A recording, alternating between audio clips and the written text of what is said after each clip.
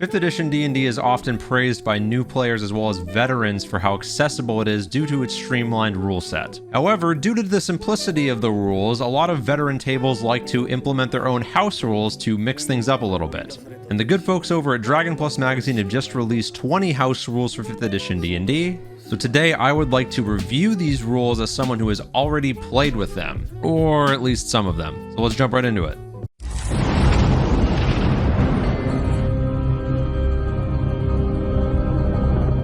Before we get started, if you enjoy this video and want to have a more in-depth conversation about these house rules, your own house rules, or all things D&D in general, feel free to drop by my Twitch stream. I stream every Monday, Wednesday, Saturday, link to that in the description below.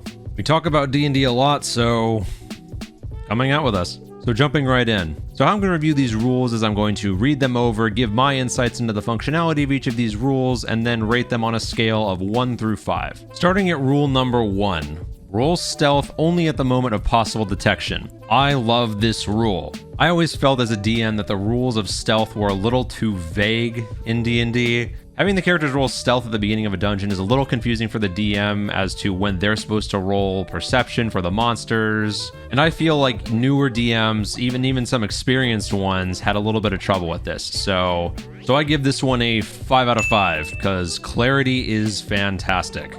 Rule 2. Small enemies share HP as a squad and attack as one. Now this rule described here sounds like you can attack more than one enemy at a time should you roll high enough damage, and I don't really see how that can work properly unless you have a bunch of tiny enemies fill a single space like Sturges and the players can hit more than one with a single attack. Otherwise, I don't really see how this works.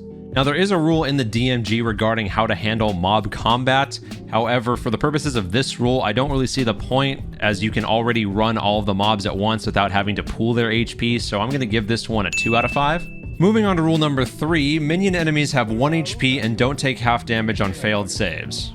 Now, I don't really understand how this is worded because if the enemies already have 1 HP, it really doesn't sound like it matters if they take half damage or not. However, I am already a fan of the minion combat idea as it does speed up the process of combat as well as still give the enemies some sort of importance while making the main focus the boss or mini-boss of the encounter.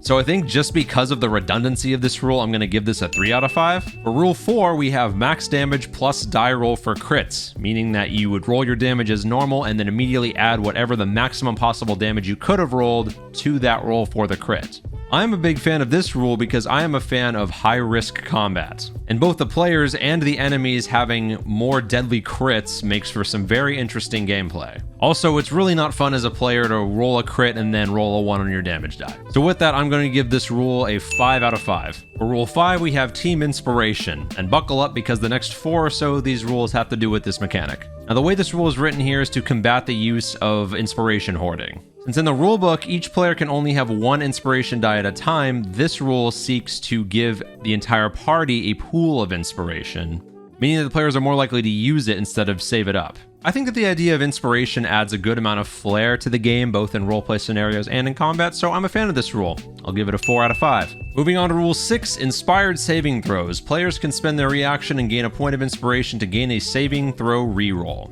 Now, my table already rolls inspiration as basically an advantage roll on anything, so I'm already biased towards this rule. 4 out of 5. Rule 7, I have a thing for that. Allow a player to spend a point of inspiration to remember their character purchases a mundane item.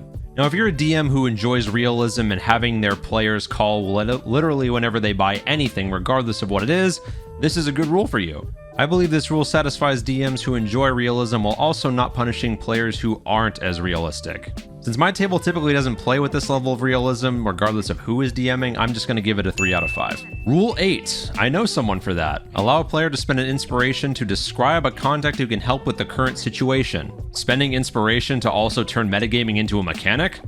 I'm a fan. 4 out of 5. Rule number 9. Allow the players to swap initiative rolls with one another before combat starts. Now, giving your players the ability to strategize a fight while also possibly sacrificing a first strike makes for some very interesting roleplay and some high risk. And I already said how much I love risk. And even though my players don't personally use this rule very often, if at all, I'm still going to give it a 5 out of 5. Rule 10. On the first turn of combat, allow players to lower their initiative to 1 point lower than that of an ally. Now, this fits right in with Rule 9 as it allows the party to strategize combat while sacrificing the ability to get a first hit in possibly. Same deal as before, I'm a fan, 5 out of 5. Rule 11, during character creation, allow players to apply one of their attribute bonuses to a different stat. I think this rule is amazing. As somebody who loves to build powerful characters, I am really not a fan of the limitations imposed by certain racial features. And I think that this rule would allow people who like to build really good characters a lot more roleplay opportunities. So I love it. 5 out of 5. Rule 12. Fumbles in combat leave you open so that your enemy can immediately use their reaction to make an attack against you. Now, I used to hate this rule, but after reviewing the fumble table that is in the DMG, as well as hearing stories of how much players hate the fumble table, I think that this is a fair play, as it doesn't necessarily punish people like fighters who have 2, 3, 4 attacks per turn, as they can only get punished on a fumble once, possibly twice if they're surrounded by 2 or more enemies.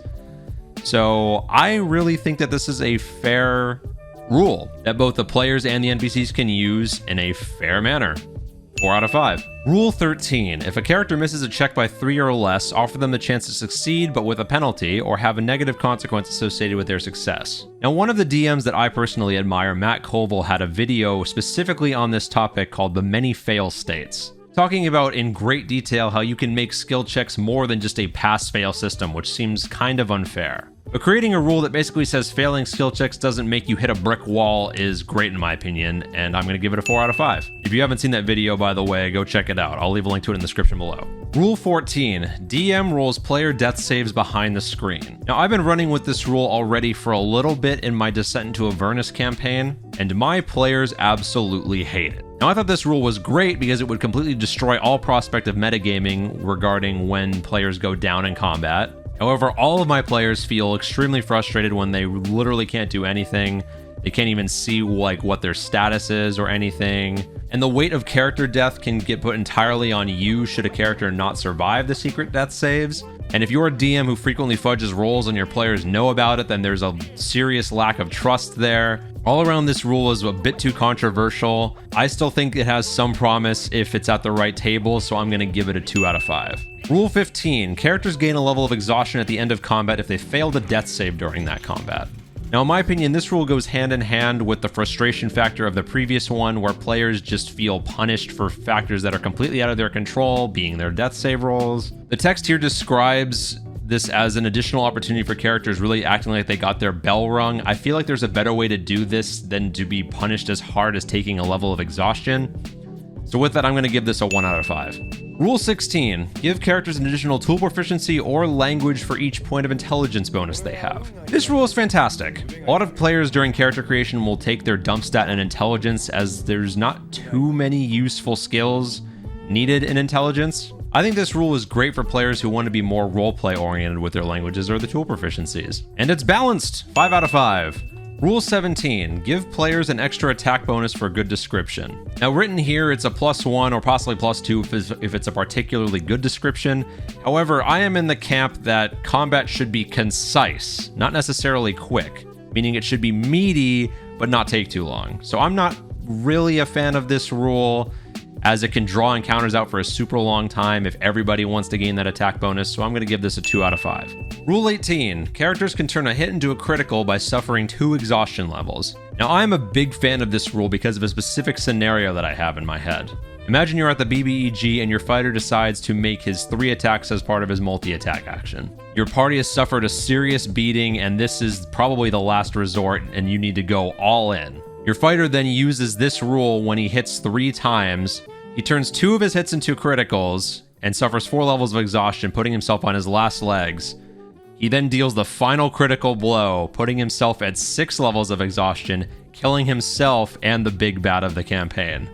I feel like that would be a fantastic ending to any story arc, and this gives me hope for this kind of rule. So I'm going to give this a 4 out of 5. Rule 19. If a player describes something difficult but cool they want their character to do and it advances the story, don't roll, just have them succeed. I like this. It keeps the story moving, it encourages good roleplay. Good rule all around, 4 out of 5. And finally, Rule 20. If the bard uses vicious mockery and their insult makes me laugh out loud, the target gets no saving throw. The bard earned it. 5 out of 5. So those were Dragon Plus Magazine's 20 additional house rules for D&D 5e. If there were any rules that you specifically play with that weren't mentioned here, please leave them in the comments below. I will be making a list of my own house rules in a separate video, and as well as a list of some more controversial rules that you may want to avoid in your own games. So be sure to subscribe if you want to see those videos, and until next time, happy gaming.